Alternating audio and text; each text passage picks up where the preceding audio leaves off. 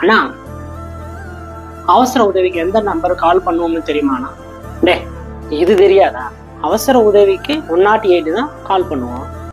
அதாவது கர்ப்பிணி தாய்மார்கள், அதே மாதிரி ஒரு குழந்தைகளுக்கு உடம்பு முடியலை, ஒரு ஹார்ட் அட்டாக் வருது, சப்போஸ் ரோட்டில் ஏதாவது ஒரு ஆக்சிடென்ட் நடக்குது, இந்த மாதிரி இன்சிடென்ட்டுக்கு எல்லாமே வந்து நம்ம அவசர உதவி, அதாவது எமர்ஜென்சி நம்பர் வந்து 108 தான் கால் பண்ணுவோம். சரியா சொன்னீங்கன்னா. ஆனால் இப்போ 102க்கு கால் பண்ணோம்னா கர்ப்பிணி என்ற பச்சிளம் குழந்தைகளோட அவசர தேவைகளுக்கும் அவசர உதவிகளுக்கும் ஃபோன் பண்ணணும். ஓ, அதே மாதிரி 1073, அதாவது 1073 நம்பருக்கு ஃபோன் பண்ணோம்னா ஆக்சிடென்ட் ஏதாவது வந்து ரோட்லையோ சாலைகளோ எங்கேயோ நடக்குதுன்னா 1073ங்கிற நம்பருக்கு வந்து கால் பண்ணணும். அப்புறம் 104ங்கிற நம்பர் வந்து இலவச மருத்துவ உதவிக்கு வந்து நம்ம இந்த நம்பரை கால் பண்ணிக்கலாம்.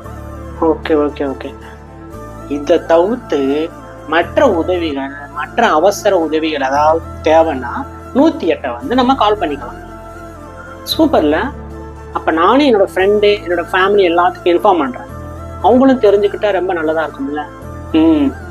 ஓகேண்ணா, இப்போ தான் உருப்படியான காரியம் பண்ணிடுது. அப்புறம் அண்ணா, இன்னைக்காவது தாபா போகலாமா? டேய் சூத்த கத்திரிக்கா, வீட்டில் அவ்வளோ சாதம் இருக்குது, சாம்பார் இருக்குது, அதில் யார் காலி பண்ணுறது? நீ நான் தான் காலி பண்ணணும். இன்னொரு நாள் பார்த்துக்கலாம். ஓ.